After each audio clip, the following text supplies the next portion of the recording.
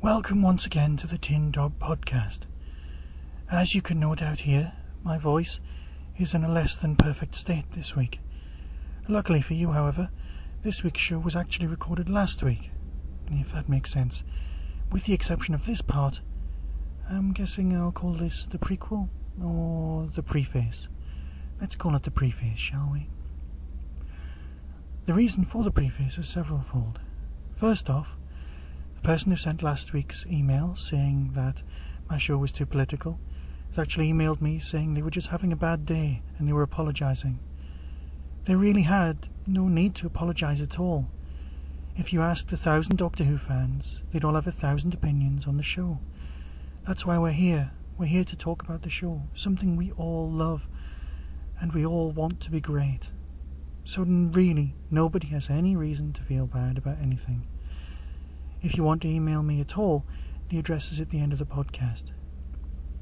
Of course, I also want to say that there won't be a show next week, so don't worry if it doesn't upload. It's just, I think I should give my voice a bit of a rest. I'm not feeling particularly great and I can feel it going. So unless you want to listen to a podcast that sounds like some sort of phone call that you really would hang up, I would suggest just hanging on there. The following shows will be 3 parts of the complete history of the Daleks. They'll be presented by my friend Gabriel Chase. Right, another reason for this preface is, well, some things I'm not particularly pleased about, i.e. Kylie Minogue and Catherine Tate. Of course, they're the actresses rather than the actual characters. I'm not fond of Donna. Donna was the main companion in last year's Christmas special, The Runaway Bride. Did you enjoy that? You kind of sat there. Look, there's a whole podcast dedicated to it and I am losing my voice. I'm not fond of Donna. Everyone keeps saying she'll be like Tegan. And to quote Catherine Tate, how very dare you? Tegan was glorious. Tegan was wonderful. Tegan is not Catherine Tate. Is not Donna. I will reserve judgment. I'm just not fond of it. I think the character isn't fabulous and isn't well thought out enough. I can see the arguments for bringing back someone we've already met, but is it truly what we need? I was thinking someone else from another time. I like Charlie Pollard, but then again that really would mess up a lot of continuity and it would really mess with a lot of people's canon. The news that annoyed me more than Catherine Tate was Kylie Minogue. I've never been a huge fan, and I know this goes against a lot of people's opinions of Kylie. As a singer, she's a great actress, and as an actress, she's a fantastic singer. But she's just not my cup of tea.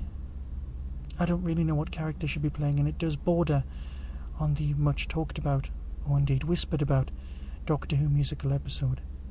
Now, I know I intend reviewing Doctor Who and the Pirates on Big Finish, but so few people have heard that, and the debate about whether there should be a musical episode of Doctor Who or not, we'll get back to. I'm not saying that this is going to be a musical episode. The only thing that's got me through the knowledge of this Christmas special is something that's too good to be true. It really isn't true. It can't be. Paul McGann would appear in the Christmas special. There'd be a multi-Doctor story ending with a regeneration sequence. That's just been put there to make people who don't like Kylie go, I think I'll watch that. It'll be good. I can't see it happening. I'd love for it to happen, but I just can't. Anyway, I'll see you in a few weeks and enjoy the rest of the podcast. Be seeing you. Welcome to this episode of the Tin Dog Podcast. This week I'm going to be talking about my favourite episode from Season 3, Doctor Who, The Infinite Quest. Now, some of you might have missed this specific episode. I mean, for example, on my filing system, it's actually down as episode 3.14, which, as we all know, doesn't exist. The 3.14, if anything, should be the coming Christmas special. Ah, yes. It's an animated Doctor Who story. Now, I know many of you would instantly turn off at that thought, but bear with me. Please bear with me. I loved this. It was a nicely written Doctor Who story.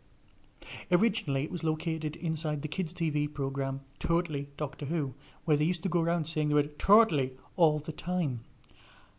I wasn't particularly fond of the show, but if I had been 8, and let's face it, part of me still is, otherwise I wouldn't still be doing this, I would love it.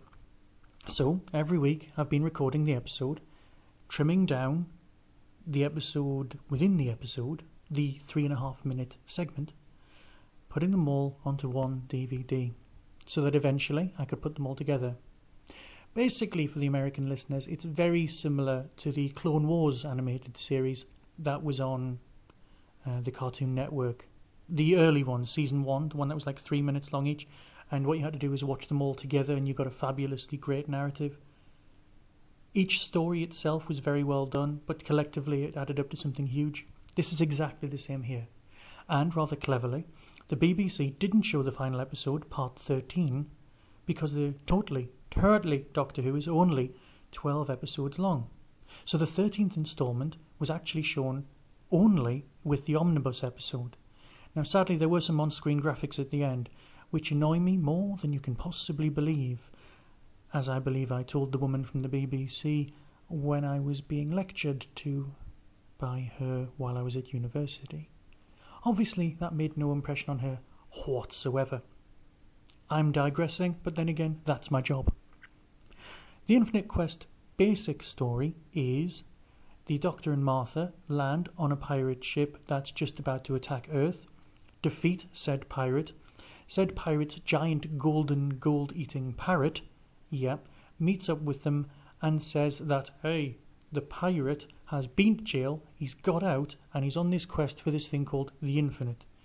The Infinite will give you your heart's desire, a lovely phrase meaning very little. The Infinite is also part of the ancient leftover things from the from the galaxy, from the origins. There's lots and lots of things from the origins of the galaxy, most of which are still around. But either way, the Doctor and Martha head off to try and find the pieces in a very key-to-time kind of a way. But of course there are only 4 segments, thus allowing 2 episodes per segment, and a denouement at the end in order to sort everything out. There's oil-guzzling futuristic platforms, robots, undead pirates, there's planets filled with bugs and humans in disguise, there's all sorts of wonderful things. And to be honest, this, if you're looking for an alien world in Doctor Who, is just wonderful.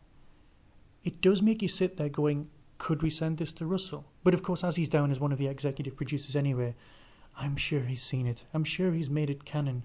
I'm sure he's made everything fit together. It was extremely well written, and watching the omnibus edition was even better than watching it week by week. The performances were almost universally wonderful. Anthony Stewart Head, yes, Giles from Buffy, or indeed the headmaster, that whole, oh, it's the master, it's not, oh, he's headmaster, oh, leave it, thing from season 2, makes a very nice performance, using, as always, his same voice. But to be fair, it's a great voice, so why not? Lisa Tarbuck puts in a fantastic performance. I had to check the words and work out who she was, because it just didn't sound like her. There's androids in this, there's absolutely everything any Doctor Who fan or any fanboy could ever want. It was very well done. Even the end, where Martha's about to get her heart's desire, and we all discover it's the Doctor, felt so much more like one of the TV episodes than in some of the TV episodes. I would definitely recommend tracking this one down and watching it. I hope that it ends up as an extra on the DVDs. If you need a sort of standpoint to reference this, the nearest thing I can come up with is it's very much like the animated Star Trek series. For example, it has things that the TV series doesn't have. The animated Star Trek series had the holodeck years before the Next Generation ever had it. Similarly, this TARDIS monitor system isn't a little TV screen, isn't a flat screen thing you'd get from PC World. No, this is very much more like Paul McGann's monitor, where the whole roof reveals holographic imagery of planets and things. A very nice touch. I would like to see some of that return from time to time to the series. Well, I must admit, that does indeed kind of wrap it up. I'd like to say that I enjoyed all of the animation.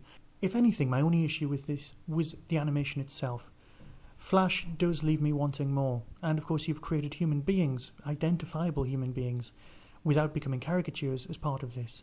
You do end up from time to time with the whole flappy mouth Charlie says kind of visuals. But there's some very nice sequences. The Doctor walking away is done very well, and it does strike me as more of a motion capture than real animation. Sometimes it works terribly well. There's a fantastic pull-out in the last episode. Cosgrove Hall is one of my favourite companies, and Firestep always do a great job with what they've got. You have to remember, it is the same company that did the segments for The Invasion, so if you enjoyed that, this is well worth a look. I'll leave it there and let you go online and try and track it down somewhere. Be seeing you. You have been listening to the Tin Dog Podcast. If you have been affected by anything discussed in this show, a helpline has definitely not been set up. However, you can email us at tin-dog@hotmail.co.uk or leave a comment or a picture at our website www.tin-dog.co.uk. Doctor Who is a registered trademark of the BBC, and they'll come round and bite you if you misuse it. No infringement is intended.